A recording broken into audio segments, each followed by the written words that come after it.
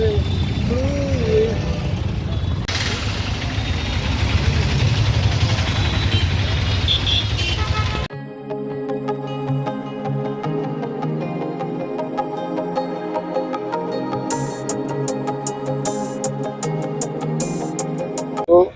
వారి విజ్ఞప్తి ఏమనగా ద్విచక్ర వాహనాలు ప్రతి ఒక్కరూ హెల్మెట్ ధరించి వారి అమూల్యమైన ప్రాణాలను వాళ్ళ కుటుంబ సభ్యులను అందరికీ జాగ్రత్తగా ఉండాలని కోరుచున్నాం.